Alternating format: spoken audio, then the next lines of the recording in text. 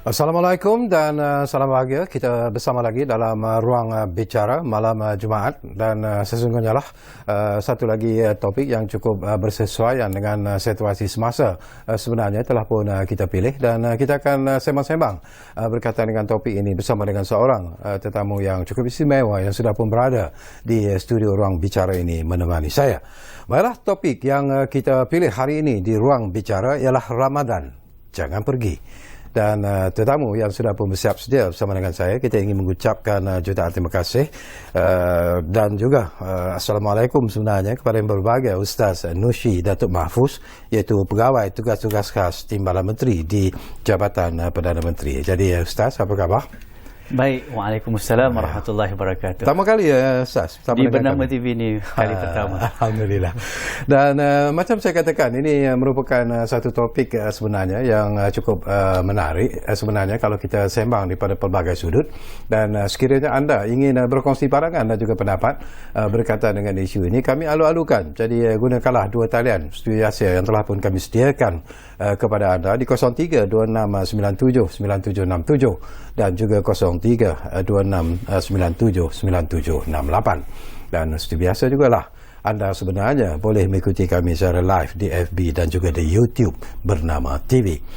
Baiklah, Ustaz, tinggal hanya beberapa hari saja lagi kita akan meninggalkan bulan Ramadan yang cukup mulia ini sebenarnya, dan ianya merupakan sesuatu yang mungkin ialah dalam keadaan yang kita alami sekarang ini. Ini kali kedua sebenarnya kita mengalami ataupun memenuhi permintaan di bulan Ramadan ini dengan satu yang lain daripada sebelum ini, dan ianya merupakan suatu cabaran yang cukup hebat. Kita menyambut bulan Ramadan dengan mengikuti apa yang disebut sebagai the new normal ataupun norma baru.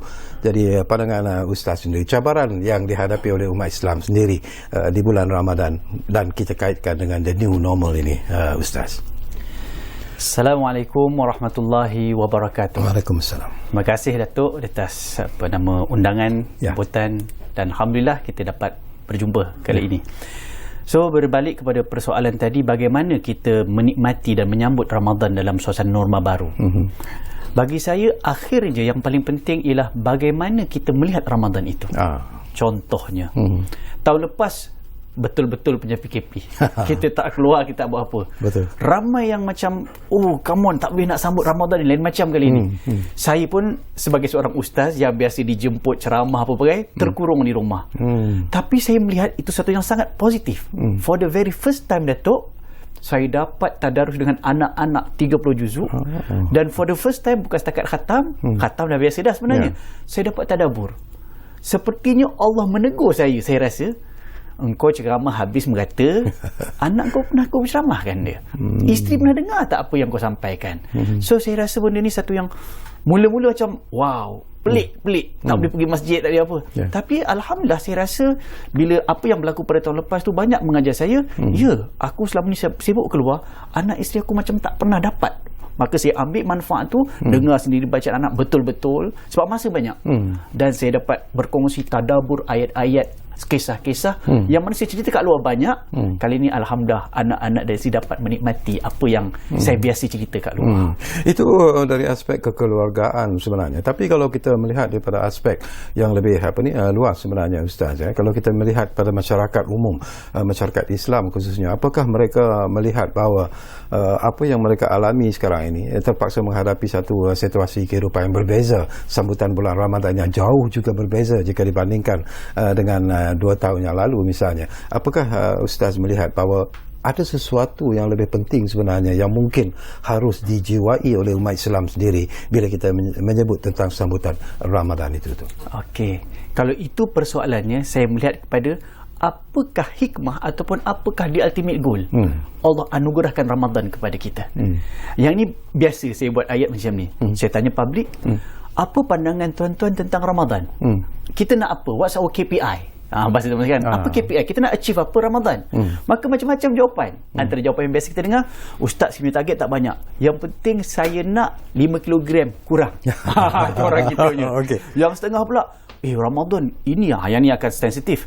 Ramadan biasa Ustaz saya dapat achieve 15,000. in terms of sales, business apa kan. Dia nampak benda tu. Setengah, Ustaz, Ramadan saya insaf tengok orang lapar. Kali ni Ustaz, saya yang lapar sebab saya sendiri tak boleh buat bisnes dan sebagainya. Maka saya balik semula, minta maaf Datuk, kalau kita tengok ayat tentang Ramadan, semua tadi tu tak salah. Tapi when we have a bigger picture about Ramadan, Ramadan bukan cakap pasal physical atau material. The outcome of Ramadan atau puasa itu sendiri, Allah sebut dalam surah Al-Baqarah ayat 183, la'allakum tattaqun. So yang kita nak cari ini takwa. So takwa itu boleh berlaku suasana normal baru ke, cara lama ke, akhirnya takwa tu yang kita nak cari. Sebab tu takwa tu dekat sini. Tapi kalau orang kita fokus pada puasa, sebab kita bulan Ramadan bulan puasa, akhirnya orang nampak puasa nak makan apa buka apa. Sebab itu minta maaf, orang kita lebih fokus pada bazar Ramadan. Dia risau kalau bazar Ramadan. Sebenarnya bazar Ramadan itu tidaklah kata benda yang sangat penting, tapi dari sudut ekonomi membantu, dari sudut bantu kita yang bekerja bantu, tapi itu bukan the ultimate goal. Akhirnya takwa yang kita cari. Sebab tu saya katakan tadi, akhirnya kita nampak Ramadan yang luas itu, minta maaf Datuk, kita berada di malam-malam terakhir ni, Lailatul Qadar yang kita cari. Yang itu normal apa, masjid ke rumah kita boleh cari. In fact, kalau saya sentuh sikit Datuk, kadang-kadang orang kita, kalau kata orang perempuan lah, bang, datang bulan pula ujung-ujung Ramadan ni, saya dah habis Ramadan saya, my Ramadan is over. Kenapa dah tak boleh puasa? Tapi kalau ditengok dari kacamata ilmu, boleh tak Datuk, seorang perempuan dia tak dapat puasa, tapi dia belajar agama, Ustaz sebut hadis kat Nabi kata apa? Man fattara saiman, siapa yang bagi buka makan orang puasa, pahala orang tu dapat kat dia, tanpa menggunakan pahala orang tu. So apa yang dia dapat? Aku tak dapat puasa, tapi bang, dekat Bernama TV tu saya nak sponsor buka puasa seminggu ni. Berapa ramai punya pahala puasa dapat kat dia seorang. Contohnya dekat situ. Lailatul Qadar, bang, saya tak dapat nak bangun malam, tak Lailatul Qadar, tapi saya boleh berdoa.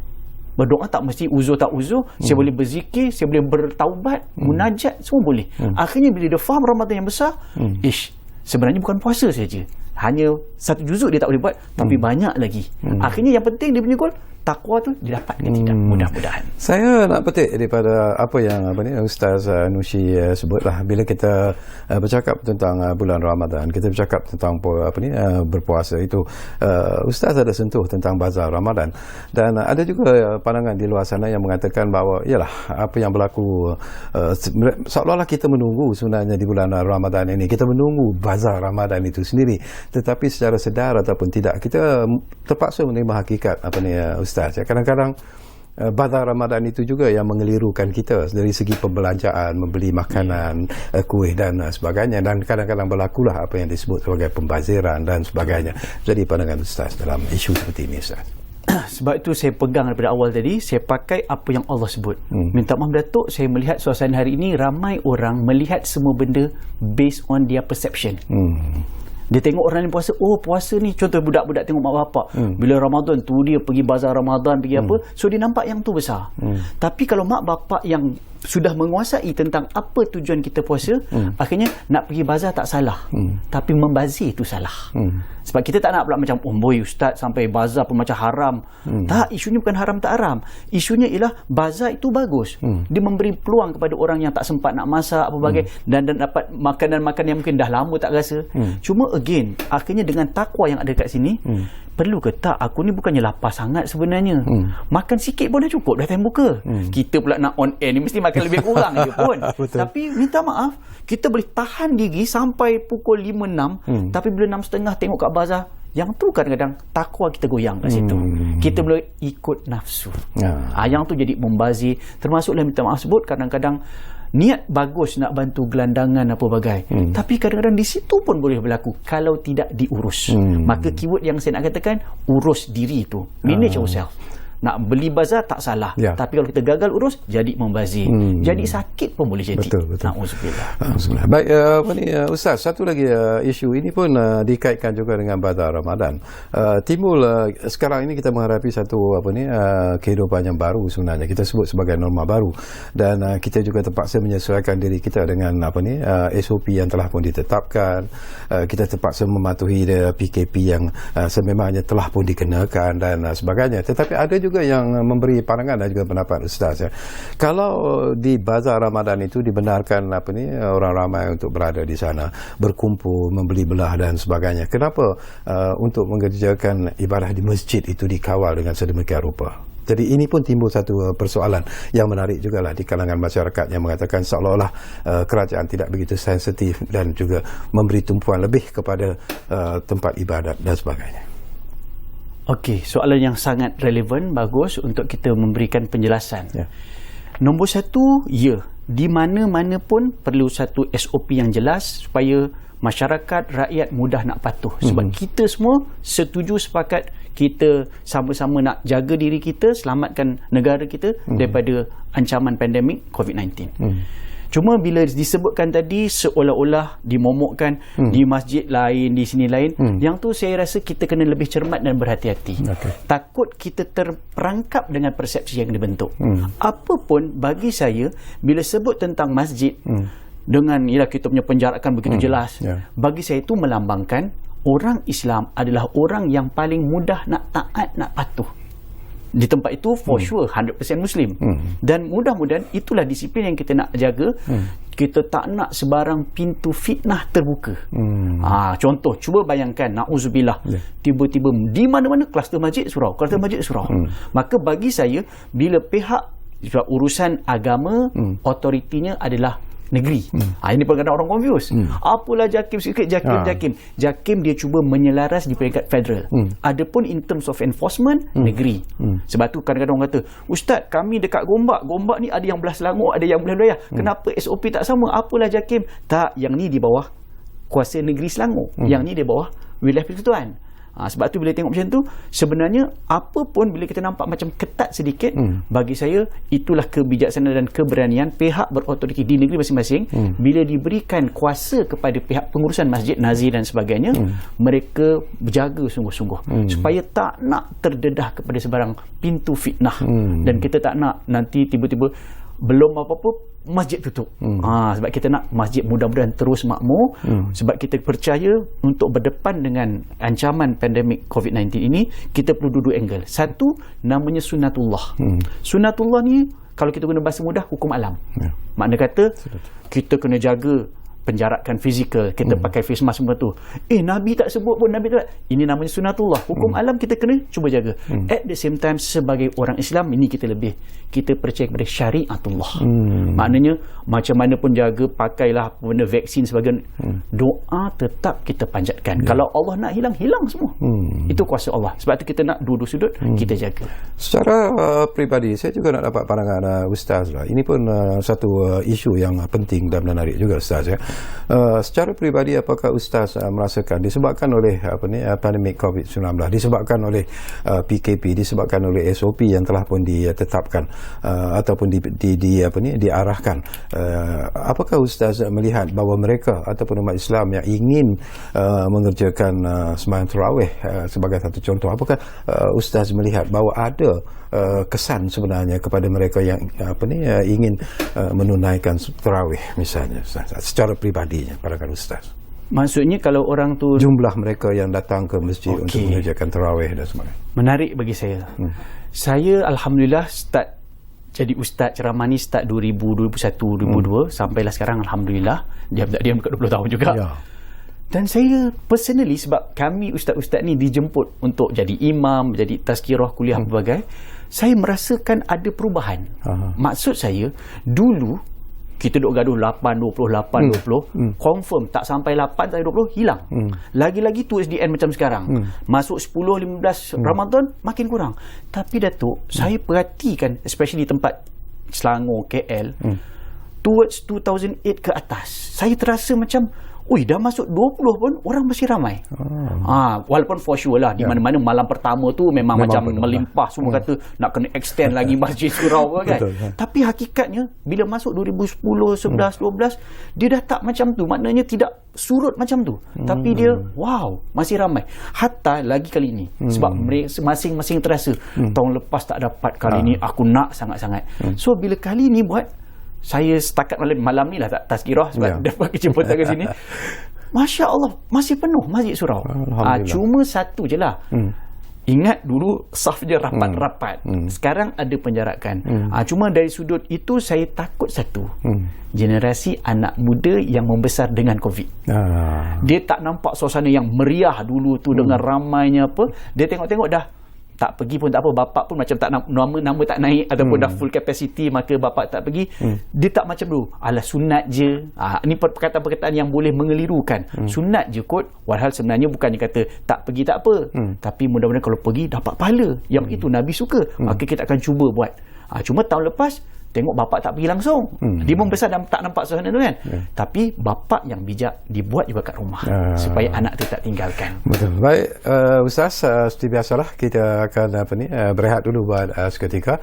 Dan kepada anda, ini perbincangan yang cukup menarik sebenarnya. Kita ada tetamu yang cukup istimewa. Jadi gunakanlah kesempatan ini untuk bertanya apa saja berkaitan dengan topik yang kita bincangkan hari ini di ruang bicara malam Jumaat ini. Jadi saya ulangi lagi, dua talian kami sediakan kepada anda, 0326979768 dan juga 0326979767. Jadi kita rehat dulu dan kembali semula selepas ini nanti, insyaAllah.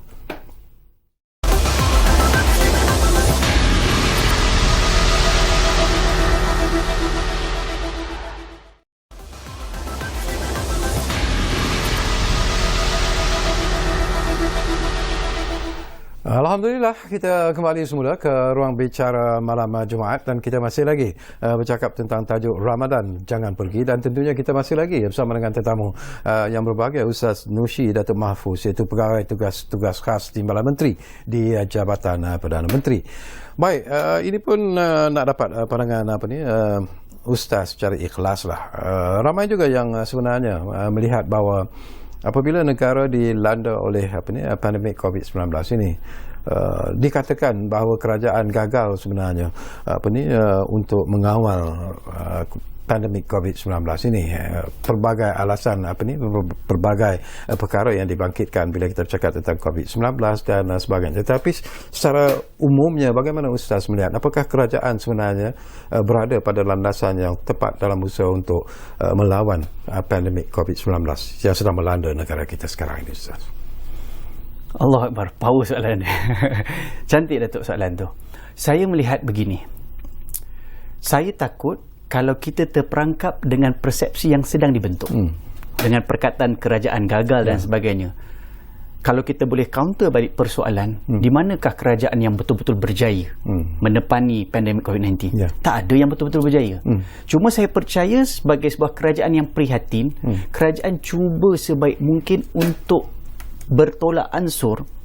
Sebab kalau kita tengok di peringkat awal dengan PKP yang betul-betul PKP di peringkat awal tu sudah sampai kepada satu titik yang sangat cantik, seingat kita sekitar bulan 7 ke bulan 8 masa tu. Memang sampai single digit lah masa tu.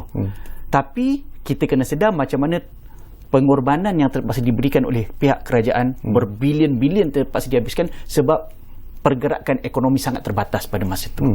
Cuma akhirnya kita melihat benda itu bukan cerita sebulan dua, dia bercerita berpanjangan. Maka di situ kita tengok kerajaan melihat keresahan yang ada pada masyarakat, menyebabkan kena ada sedikit kelonggaran. Budi bicara digunakan di situ. Cuma nampaknya di situlah yang kita melihat tidak semudah itu untuk mendisiplinkan masyarakat. Bercakap tentang SOP dan sebagainya. Di mana-mana ada ruang, di situ ada pelanggaran. Mula-mula sikit, lama-lama melarat. Dan kita tak katalah masyarakat kita teruk sangat, sebab ada negara lain kita tengok lebih teruk. Cuma di situlah bagi saya boleh kita bermuhasabah sama-sama. Sebagai rakyat, sejauh mana kita berdisiplin ataupun patuh di sebuah peringkat. Bila saya sebut ni, tak kira lah sama ada anda adalah seorang pembesar negara atau rakyat biasa, sewajarnya kita sama-sama menjaga benda itu dengan penuh rasa tanggungjawab. Sebab kita ada musuh yang sama, satu, COVID-19. So kalau kita sama-sama berpadu tenaga tanpa bermain dengan sentimen, persepsi yang tak ke mana-mana pun, kita macam sama-sama menikam. Tak kira lah parti ke NGO ke apa, kalau kita senada, seirama, berdepan dengan benda ini, tanpa kita kata ambil political mileage, tak kira lah kerajaan atau pembengkang, sepatutnya di sinilah saya mengharapkan kita menunjukkan satu budaya politik yang baru, yang tidak lagi semua benda nak dilagakan, nak disentimenkan, yang akhirnya tak ke mana-mana kita. Yelah, kita ni macam saya masih muda lah. Ya. Saya terasa macam kita perlukan satu anjakan paradigma di sudut berpolitik. Bukan terus bersentimen. Dan kita berpadu, mudah-mudahan insya-Allah ini satu ujian yang Allah bagi situ rahmat. How you manage handle this problem. How you manage to handle this problem. Okey, saya petik juga apa yang Ustaz sebut. Saya suka bila Ustaz menggunakan kenyataan seperti itu, Ustaz ya. Tetapi yang menjadi mainan di kalangan masyarakat, di kalangan rakyat Malaysia bila kita bercakap tentang COVID-19 ini, mereka merasakan bahawa seolah-olah apa yang berlaku sekarang ini ada pembahagian tertentu. Ada pihak-pihak tertentu yang dikatakan rakyat jelata biasa dikenakan tindakan-tindakan yang tegas apabila melanggar SOP. Tetapi ada pihak-pihak tertentu yang dianggap ataupun dilabelkan sebagai golongan VVIP, golongan kayangan, superstar barangkali ataupun selebritis dan sebagainya. Jadi apakah Ustaz melihat bahawa ini juga isu yang perlu diberi perhatian yang serius oleh kerajaan dalam mengimbangkan persepsi dan juga pandangan rakyat bila kita bercakap tentang tanggungjawab kerajaan kepada rakyat? Saya bersetuju. Sebagai sebuah kerajaan yang bertanggungjawab, kena betul-betul serius.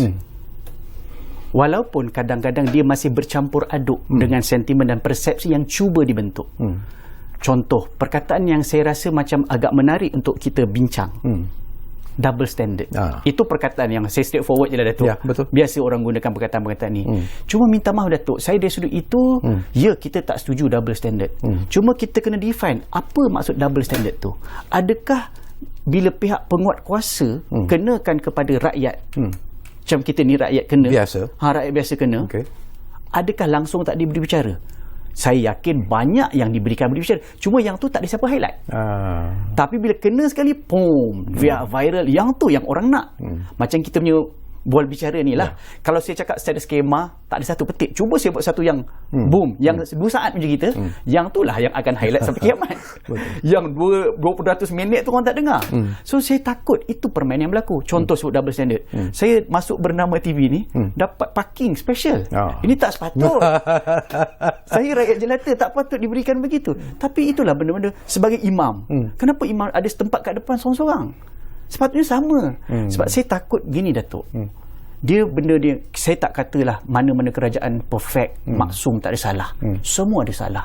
Tapi saya percaya Allah bagi kita mata, belajar sikit dari binatang. Ada binatang yang namanya lalat. Dia akan cari yang busuk, yang kotor, yang tu dia bawa penyakit berbagai. Tapi ada binatang namanya lebah. Dia cari yang terbaik, dia bagi kat orang. Dia bagi madu. Ini lebah. Saya doakan mudah-mudahan Allah bentuk kita dan kita membentuk masyarakat, banyakkan mata lebah daripada mata lalat. Yang bawa benda tak pasti. Sebab tu bila sebut benda-benda macam ni, saya takut, Datuk, yang tersebar sekarang satu aliran pemikiran anti-establishment. Yang dibawa oleh gerakan sosialis, yang kasar lagi komunis. Try to equalize everything. Kenapa ada Datuk, ada yang tak Datuk? Kenapa ada ustaz, ada tak ustaz? Kenapa ada lelaki, ada perempuan? Nampak tak suasana? Akhirnya berlaku LGBT. Itu dia punya expression. Akhirnya, aku nak lelaki ke nak puan, suka hati aku lah. Saya rasa benda itu tidak sihat dalam masyarakat yang bertamadun. Lebih-lebih lagi beragama Islam. Allah letak, minta maaf, dia akan melarut sampai kenapa ayah cakap mesti betul? Kenapa anak cakap salah? Kenapa suami cakap betul, isteri macam salah sentiasa? Akhirnya akan melarat, alah, cikgu pun degree je, bapa dia 7 PhD. Dia akan jadi anak tak hormat cikgu.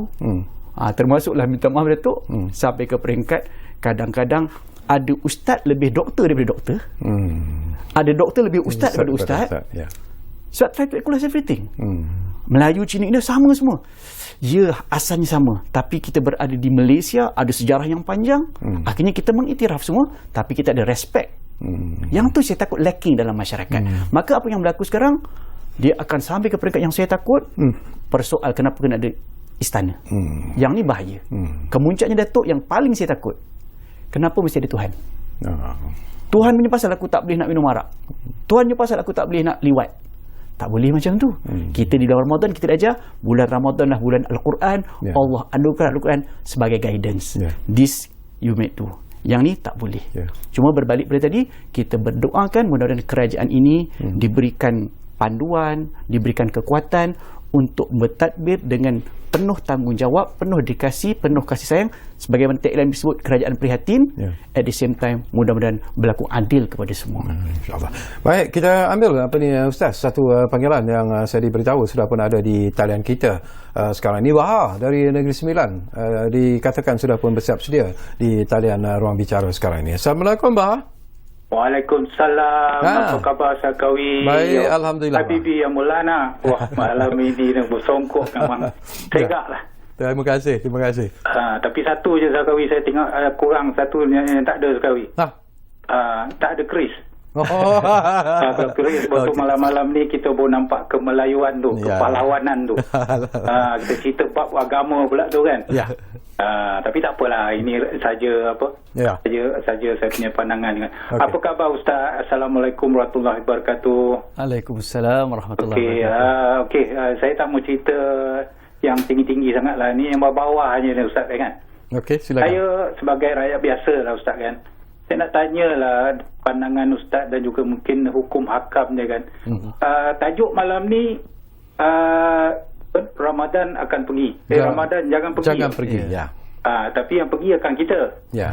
Tapi tak boleh ke dalam satu bulan Ramadan ni kan Ustaz kan. Kita tak boleh kumpulkan pemimpin-pemimpin, tak kira lah parti mana lah, pembangkang ke kerajaan ke kan. Supaya boleh merasai ataupun kita tak perlulah nak perbalah ke apa ke kan. Kita sebab apa sekarang ni rakyat di bawah ni, saya cerita dari segi saya tujukan kepada rakyat kita, rakyat orang Melayu ni, orang Melayu Islam ni. Kita dah berpecah Ustaz. Tak pun kita dah tahu kan. I'm straightforward. Kita dah berpecah. Tapi kenapa satu bulan ni kita tak boleh nak tunjukkan? Kalau tak boleh PM panggil, mungkin yang di Pertuan Agong ke boleh nasihatkan. Duduk kan. Sebab ada ustaz yang beritahu bulan Ramadan ni adalah bulan yang kita kumpulkan pahala. Berjuta-juta pahala. Saya bagi contoh lah, kalau satu bulan tu kita boleh kumpulkan 5 juta pahala. Tapi selepas habis Ramadan 11 bulan tu kita kumpul pula dosa berjuta-juta tu, tapi tak guna lah bulan puasa ni Ustaz. Jadi saya nak Ustaz pencerahan daripada Ustaz ataupun mungkin macam mana lah Ustaz. Okay. Yang kedua tadi cerita dari segi vaksin Ustaz kan, saya pun tak faham dari segi orang kita ni kan. Bila cakap bab agama percaya pada qada dan qadar. Tapi bila bab vaksin ni dia dah apa ni mufti pun dah cakap ialah dari segi hukum harus. Tapi masih lagi takut. Nak apa kata vaksin macam ni lah, itulah, inilah semua kan. Jadi kenapa boleh jadi begitu Ustaz? Saya nak Ustaz bagi keyakinan lah sikit lah kepada orang kita ni Ustaz Itu saya. Terima kasih Sarkawi. Terima kasih Ustaz. Assalamualaikum warahmatullahi wabarakatuh. Terima kasih banyak-banyak Baha. Menarik jugalah apa yang dibangkitkan oleh Baha sebenarnya. Jadi respon daripada Ustaz daripada perkara-perkara yang dibangkitkan oleh pemanggil kita itu. Silakan Ustaz. Allahumma salli ala Muhammad. Terima kasih Tuan Baha, pemanggil kita yang concern dengan perbincangan kita. Datuk, saya tengok ada 2 soalan. Yang pertama tentang so-called penyatuan. Dan saya setuju sangat penyatuan ni yang cantik bermula daripada atas. Dan mesti ada effort.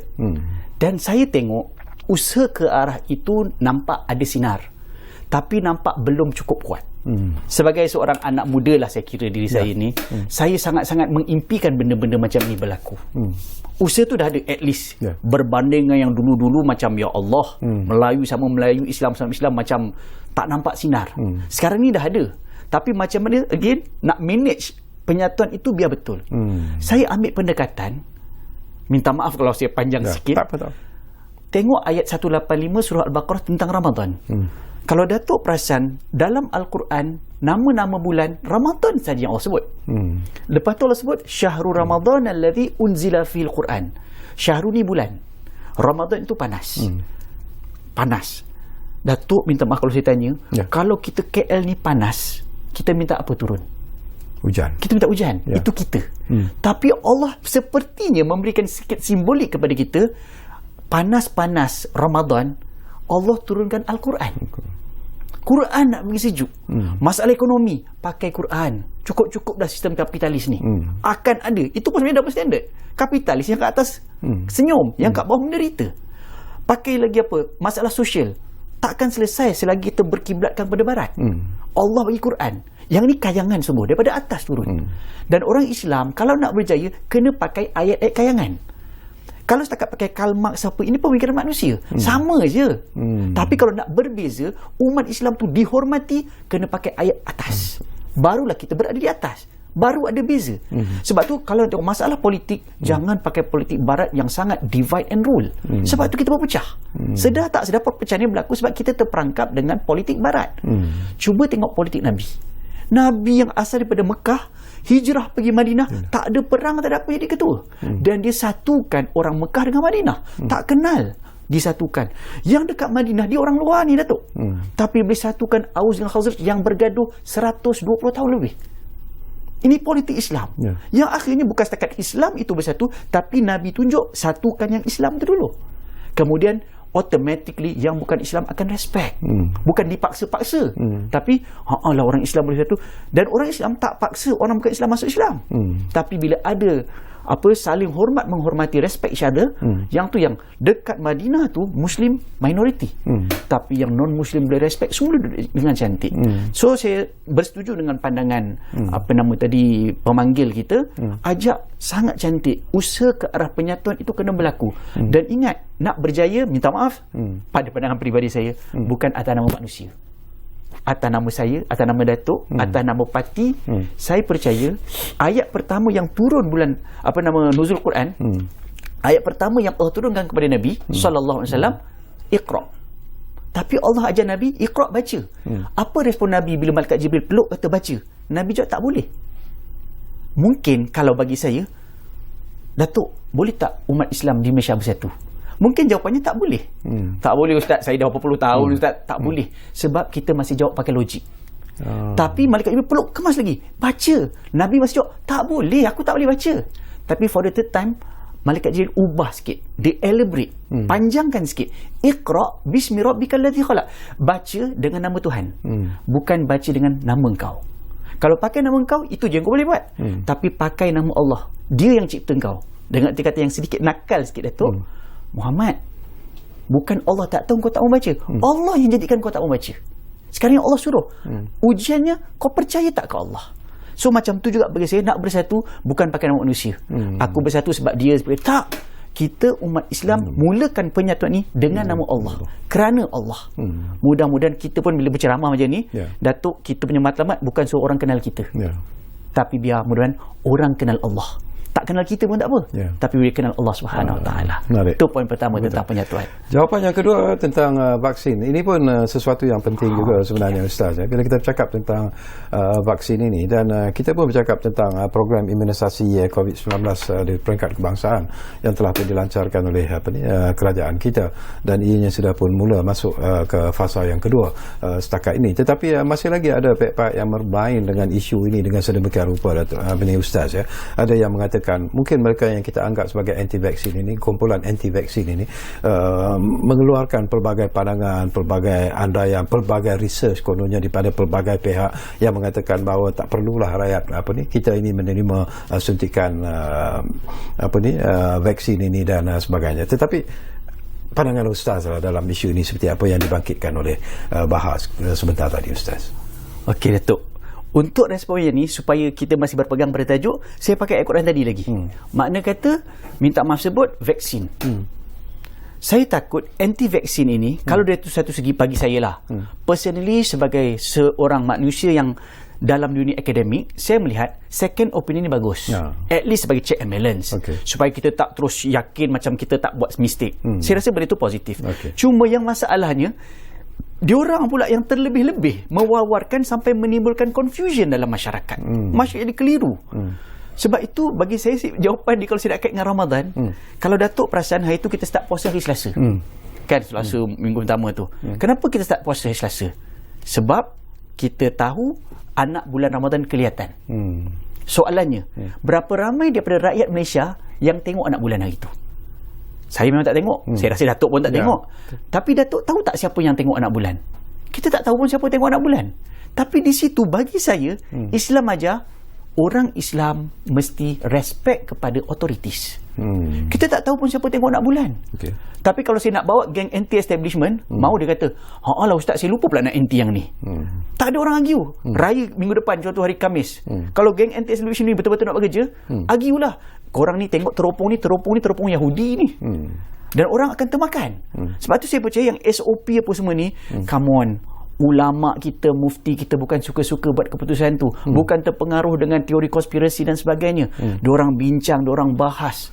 Tapi wujud elemen-elemen yang anti-establishment ni yang kita rasa sedih sangat-sangat. Sebab mereka berjaya meragukan dengan zaman sekarang pula zaman yang mudah sangat nak dapatkan video dan sebagainya yang separuh masak. Maka orang tuanya tengok, ya Allah sampai mati. Memang kita takut. Cuma hati-hati, double check. Sebab tu dalam Islam, soal media kena ada tabayun. Kena double check. Bukan kita dapat, dah viral kan, betul ke tak? Bukan. Kita kena double check dulu sebelum kita viralkan. So, di sini kesimpulan saya, Islam ajar untuk percaya kepada pihak berotoriti. Cuma Datuk, saya percaya dalam Islam, kita bukan percaya kepada pihak berotoriti sampai macam diorang maksum. Buktinya Datuk, kita jadi makmum. Kadang-kadang kita tak kenal pun imam. Tapi as long dia sembahyang maghrib 3 rakaat, kita follow. Tapi Datuk perasan tak, kalau imam terlebih rakaat, apa kita kat belakang buat? Kita tegur kan? Wajib tegur sebab benda tu salah. Tapi Datuk perasan tak, kita tegur pakai nama apa? Adakah kita kata imam, imam bodoh? Tak, imam tak batal, kita batal. Tapi kita kata subhanallah. Tengok Datuk, nak tegur pemimpin pun tegur dengan nama Allah, bukan nama kita. Bukan hina pemimpin, tapi dengan nama Allah. Seperti nak kata, imam salah tu imam, tapi memang jangan takut, saya lagi biasa salah. Yang maha suci tak pernah salah, Allah aja. Minta maaf saya tegur kerana Allah, bukan nak burukkan imam. Dan mudah-mudahan dalam masyarakat kita, politik pun mudah-mudahan tegur pimpinan kena, tapi dengan penuh kasih sayang, dengan nama Allah. Kita nak bantu pemimpin, bukan nak tukar supaya kita naik ke depan. No, itu bukan cara Nabi. Sebab tu Datuk kalau perasan, Nabi tak pernah burukkan Abu Lahab. Tak pernah dengan Nabi burukkan Abu Lahab. Nabi yang banyak kena fitnah, pemecah belah dan sebagainya. So saya percaya Islam ajar, jadilah warga negara yang percaya kepada pihak berkuasa. Tapi kalau salah, wajib tegur kalau benda-benda itu mendatangkan mudarat dalam masyarakat. Semakin menarik sebenarnya perbincangan ini. Tapi saya petik semula apa yang Ustaz sebut, respect kepada authority. Tetapi respect itu juga berarti bahawa kita juga wajib melakukan teguran sekiranya ada perkara-perkara yang salah yang dilakukan oleh pihak authority, pihak yang berkuasa khususnya. Kita ambil contoh macam baru-baru ini apa yang berlaku dah, ada seseorang ataupun ada selebriti yang menganjurkan majlis akikah misalnya, dan yang ramai mengunjunginya adalah ahli-ahli agama sendiri, mereka yang faham sangat tentang keadaan situasi semasa dan sebagainya, walaupun mereka dikatakan gagal mematuhi SOP dan sebagainya. Tetapi apa pandangan Ustaz dalam soal ini, kerana isu ini dimainkan dengan begitu meluas sekali dan ianya juga melibatkan tokoh-tokoh agama, termasuklah Datuk Zulkifli pun namanya disebut dan sebagainya. Ada lagi Ustaz Azhar Idrus sebagai satu contoh. Jadi pandangan Ustaz dalam isu seperti ini, apa yang perlu masyarakat ataupun orang Islam sendiri melihat isu ini sebenarnya? Allahumma salli ala sayyidina Muhammad wa ala ali sayyidina Muhammad. Saya kalau boleh nak elak daripada terjebak dalam perbincangan tu, sebab yang terbaik bagi saya tanya kepada Tuan Badan. Cuma saya ambil itu sebagai iktibar untuk diri saya. I'm not saying that saya macam diorang, tak. Cuma saya sebagai manusia biasa ni, saya belajar sesuatu. Saya buat analogi gini kot Datuk. Pernah tak kita tengok tokoh-tokoh ulama yang dihormati, contoh almarhum Tok Guru Aziz pakai cap, atau Tuan Guru Haji Abdul Hadi Awang pakai cap. Cap salah ke tak? Cap tak salah tak pakai.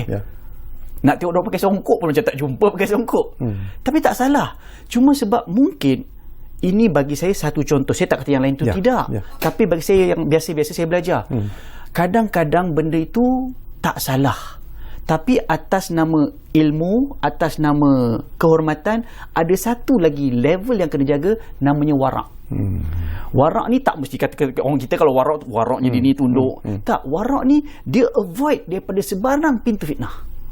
So saya ambil pendekatan tadi, kalau saya dapat daripada Bangi nak datang ke sini untuk berada di sini, boleh je alang-alang dah sampai KL, saya jumpa kawan-kawan saya lepas ni. Tapi saya rasa benda itu mengundang kepada pintu fitnah. Cukuplah saya cuba berlaku jujur, saya diuji dengan integriti, saya dapat merentas katakanlah daripada Bangi nak ke sini untuk sampai ke sini, sebolehnya saya balik terus lepas ni. Untuk elak pintu-pintu tadi tu. Walaupun kita tahu mereka itu dapat jemputan apa sebagainya. Cuma di situlah perlu kepada melihat diri kita siapa. Orang lain pun buat juga. Tapi bila orang lain buat, orang tak kata apa.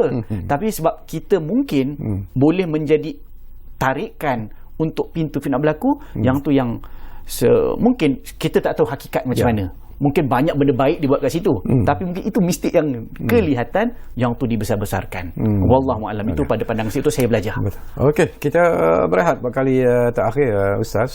Kembali nanti, tak banyak lagi masa yang tinggal, tapi saya harap kita mungkin dapat sentuh satu dua perkara lagi yang mungkin akan dapat pandangan yang menarik daripada Ustaz Nushi Datuk Mahfuz yang berada di studio Ruang Bicara malam Jumaat ini bersama dengan saya. Kita rehat pada kali terakhir.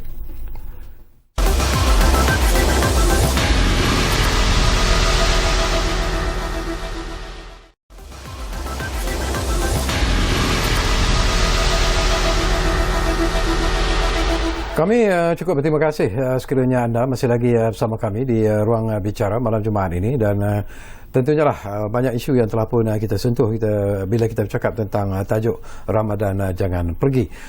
Okey, kita di penghujung sebenarnya, Ustaz. Tak banyak lagi masa yang tinggal. Cuma kita tahulah kita menghadapi realiti sebenarnya. Syawal akan tiba tak berapa hari lagi dan Ramadan akan kita tinggalkan. Jadi apakah emosi yang sepatutnya ada dalam diri kita, Ustaz? Apakah semangat yang harus kita tanam, kita pupuk dan kita bentuk sebenarnya dalam hati nurani kita sebenarnya, Ustaz, sebagai umat Islam? Okey, Datuk. Terima kasih soalan tu. Sangat menarik di hujung-hujung Ramadan kita bincang tajuk ni.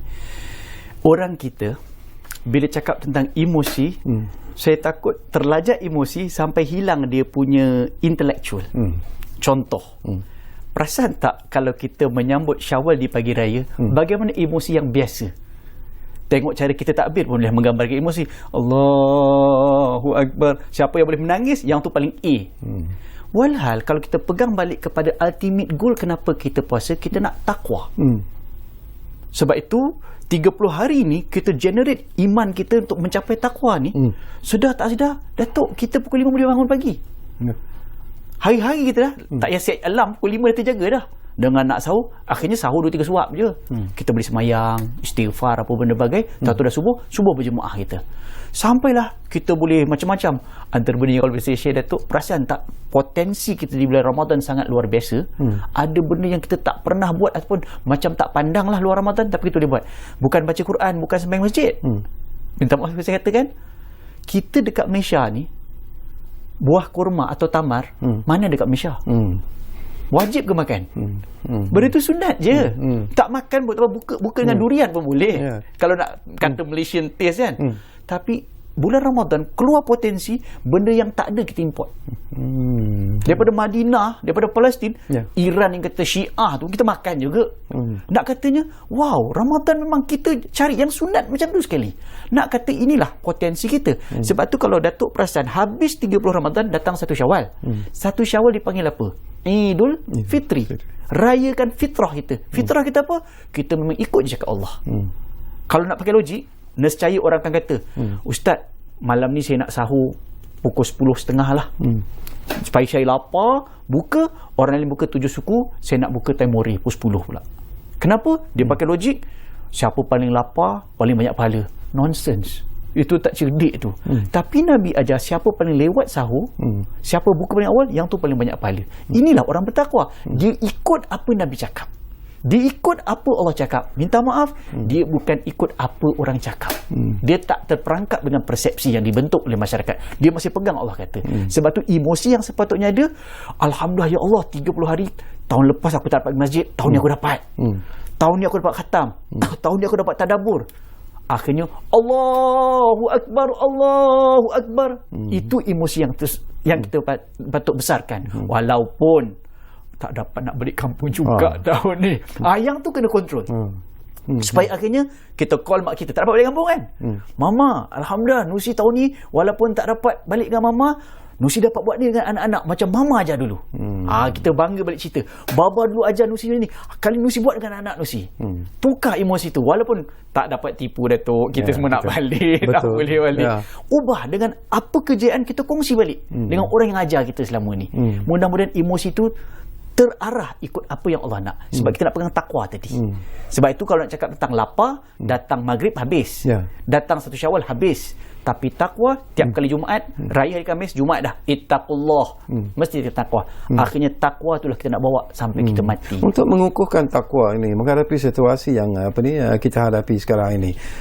Macam Ustaz sentuh tadilah, bahawa emosi kita secara kita, sekuat mana pun emosi kita sebenarnya, bila datang 1 Syawal itu, matlamat kita yang utama ialah untuk balik bertemu dengan, kalau ibu bapa kita masih ada, tentulah kita ingin memohon maaf di pagi raya kepada ibu bapa. Kalau ada keluarga, kita ingin balik ke kampung. Seolah-olah itu sudah dibina sebagai satu senario yang seharusnya kita alami setiap kali kita menyambut 1 Syawal. Tapi bagaimana nak memperkuatkan selain daripada takwa itu, apa yang perlu ada dalam diri umat Islam sendiri untuk menghadapi situasi ini, kekuatan itu? Saya percaya semua ini hikmah.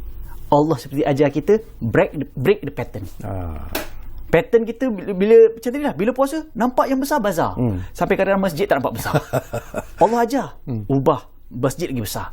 Kita kena terima. Sebab kita takwa tadi. Maka macam juga, siapa tak sayang mak bapak? Lah lagi pagi Syawal semua teringat. Tapi bila pegang, kenapa? Ya, minta maaf dengan teknologi yang ada hari ni, tak mesti balik kampung, tak mesti cium tangan. Macam kita lah, kita berjumpa daripada salam pun tak. Adakah itu mengurangkan kita punya persaudaraan? Tidak. Sebab akhirnya kita bersembang, kita bincang, walaupun gap kita, kedudukan kita memang sangat berbeza, tapi saya yakin dan percaya tanpa salam berjabat tangan pun, dengan perjumpaan kita bermula dengan Assalamualaikum tadi dah sampai maksud. Sebab tu dalam Islam ada namanya maqasid. Apakah the ultimate goal hidden yang kita nak keluarkan? Sebab tu bagi saya 1 Syawal kita nak merayakan, raya tu tak mestilah dengan mercun. Kita buang benda tu. Buat raya tu tak mesti balik kampung, walaupun kita nak sangat-sangat kalau boleh. Tapi akhirnya atas nama takwa, iman yang kita generate dalam Ramadan, aku kena terima qada dan qadar. Baba minta maaf, Nusi tak dapat balik. Baba pun faham kan? Bukan kita tak nak, kita nak sangat. Mama tengah sakit, nak tolong ni. Tapi insya-Allah Baba dengan Mama faham. Akhirnya sama-sama kita beringat Allah sentiasa sayang kita. Dan sesuatu yang juga menjadi mainan di luar sana, yang ialah bila kita bercakap tentang takwa, bila kita bercakap tentang kekuatan hati kita, nurani kita ini, bila nak menyambut 1 Syawal nanti, yang pertama ialah mereka memikirkan, ya Allah, kali ini aku tak dapat menziarahi kubur arwah ibu, bapa, kaum keluarga dan sebagainya. Tetapi mungkin mereka tidak memahami secara mendalam bahawa menziarahi kubur itu bukanlah sesuatu yang dituntut sebenarnya. Bila kita menyambut 1 Syawal, mungkin Ustaz dapat menjelaskan. Betul. In that sense, betul, masyarakat kita kadang sensitif, kita nak bincang benda ni. Tapi atas nama ilmu, kita kena educate masyarakat. Nak pergi ziarah kubur sekarang pun boleh. Cuma kita nak katakan, sebaiknya bila sebut Idul Fitri itu adalah hari gembira. Dan hari gembira itu kita kongsikan dengan yang hidup. Walaupun taklah saya nak jadikan dia polemik pula, nak bincang pasal pergi kubur pagi raya, itu bukan isunya. Isunya ialah bagaimana yang Nabi buat. Itu adalah menjadi satu tuntutan. Kita follow apa Nabi buat. Nabi utamakan pagi raya pergi ikut jalan ni, balik ikut ni. Maknanya kata apa? Nak zahirkan kegembiraan tu. Kalau zaman itu sekadar boleh pusing kampung, kita boleh apa dengan teknologi yang ada, media sosial yang ada, satu dunia kita boleh sampaikan kita punya kegembiraan tu. Bukan kita harap mudah-mudahan masyarakat berubah, jangan keluarkan air mata lah kalau boleh, walaupun sendiri pun tak tentu lagi boleh tahan ke tak kan. Betul. Sebab itulah emosi orang Melayu, orang Islam di Malaysia ni. Cuma kita cuba kita ubah dengan kita zahirkan kejayaan apa yang kita buat, kongsikan dengan mak air mata kegembiraan, bukan air mata kesedihan. Mudah-mudahan cakap sedap bila kita sebut tentang air mata kegembiraan, sekarang ini Ustaz, kalau kita lihat sudah ada perancangan daripada ialah mereka yang ingin menyambut 1 Syawal nanti di kampung masing-masing. Walaupun ada PKP, ada SOP, tetapi mereka sedang membuat perencanaan sekarang ini untuk merentas negeri. Memang tidak dibenarkan, tetapi mereka sedang merancang sebenarnya. Ini bukan rahsia lagi. Mungkin adalah golongan-golongan yang sudah pun merancang untuk merentas negeri. Kita gunakan istilah secara haram sebenarnya, yang tidak dibenarkan. Jadi nasihat Ustaz lah. Nasihat juga untuk diri sendiri. Ya. Sebab kita semua akan ada perasaan itu. Betul. Cuma di sinilah bagi saya ada masa seminggu lebih kurang tak sampai berbaki. Kita pujuk diri sendiri dan lebih besar bagi saya pujuk mak bapak kita. Supaya masing-masing memahami bahawa antara disiplin yang kita nak tadi sebut tentang politik, semua mudah-mudahan belajar untuk follow the rules. Belajar untuk jadi, kita cakap tentang rukun negara, penama semua kan 5 rukun tu. Dan Islam pun ada rukun imannya, kita percayanya ada malaikat apa semua catat apa. Maka bagi saya inilah cubaannya. Tahun lepas alhamdulillah kita boleh buat. Kerajaan tutup kita boleh patuh. Tapi tahun ni nampak bila kerajaan buka kita cuba ambil kesempatan. Dan kita ingat dan kita doakan usaha kita berdepan dengan COVID-19 ini juga satu jihad. Mudah-mudahan ada pahala di situ. Walaupun kita rasa macam berat, kita diuji tentang boleh tak percaya kepada qada dan qadar. At the same time mudah-mudahan kita sama-sama patuh dengan apa keputusan yang telah diberikan. Dan Datuk memang polis nampak bersungguh-sungguh nak, bukannya tak nak dengki. Aku polis tak boleh balik, kau nak balik. Tak. Masing-masing mudah-mudahan kita tanamkan, educate dalam masyarakat perasaan hormat, taat dan patuh kepada semua pihak yang berautoriti. Baik, kita berada di penghujung sebenarnya Ustaz. Tak banyak lagi masa yang tinggal, tapi saya juga ingin memberi kesempatan ini kepada Ustaz untuk menyatakan apa saja di penghujung ini. Dan sekaligus saya juga sebenarnya it's not too early, tetapi saya ingin membenarkan dan juga memberi ruang kepada Ustaz untuk menyampaikan mungkin ucapan selamat hari raya kepada penonton-penonton kita yang bersama-sama menyaksikan ruang bicara malam Jumaat ini. Dipersilakan Ustaz. Allahumma salli ala sayyidina Muhammad wa ala ali sayyidina Muhammad. Bila sebut tentang hari raya, benda yang besar kita rasa walaupun masnya singkat adalah takbir raya. Dan di situlah bagi saya menggambarkan itulah manifestasi kita terhadap kejayaan. Sebab tu dalam Islam bergembira itu bukan dengan hiburan. Hiburan yang mengarut-ngarut. Gembira itu bukan dengan menjerit-jerit, tapi kita again Datuk, Allahu Akbar, nama Allah. Sebagaimana kita lahir, perkara pertama yang kita lahir, bapak kita azan, Allahu Akbar. Datuk kalau perasan, azan pun bermula dengan Allahu Akbar. Semua nama Allah. Akhir azan, La ilaha illallah, Allah juga. Macam tu juga hidup, azan mula-mula Allahu Akbar. Esok nak mati, perkataan yang kita cari, La ilaha illallah. Yang itu saya pegang kuat, orang yang bertakwa, dia akan besarkan nama Allah lebih daripada nama sendiri. Memenuhi apa yang Allah suruh lebih daripada apa yang dia nak. Yang Allah nak, yang tu dia fulfill dulu. Kemudian insya-Allah bila dia fulfill apa yang Allah nak, Allah akan fulfill apa yang kita nak. Sebab tu bagi saya di pagi raya ataupun di hari raya ni, sama-samalah kita menjadi hamba yang bersyukur. Kekalkan momentum yang baik kita develop pada 30 hari Ramadan supaya dia kekal sepanjang tahun. Dan mudah-mudahan semua kita saling bermaaf-maafan. Itulah namanya fitrah. Kita lahir tak ada dosa. Mudah-mudahan keluar di pagi Syawal kita semua tak ada dosa, sesama manusia. Dan paling tinggi berakhir Ramadan, hilang dosa kita dari Allah. Selamat dunia dan akhirat mudah-mudahan. Terima kasih banyak-banyak Ustaz Nushi kerana bersama dengan saya di ruang bicara ini. Dan secara peribadinya banyak yang saya pelajari sebenarnya daripada apa yang Ustaz sebut. Dan secara peribadi juga saya cukup selesa sebenarnya sembang-sembang bersama dengan Ustaz. Dan insya-Allah Ustaz kalau Allah mengizinkan, barangkali kita dapat bersama lagi di ruang bicara ini untuk bercakap tentang topik-topik yang mungkin jauh lebih mencabar sebenarnya daripada apa yang kita bincangkan hari ini. Tapi apapun, kepada semua kita mengucapkan terima kasih. Dan jangan lupa kita masih lagi sebenarnya sedang berjuang menentang COVID-19 ini, pandemik COVID-19 ini. Jadi patuhilah segala SOP yang telah pun dia tetapkan. Dan selalu saya pesan sebenarnya, kita jaga keluarga kita, dan kita jaga negara kita. Kita jumpa lagi. Assalamualaikum.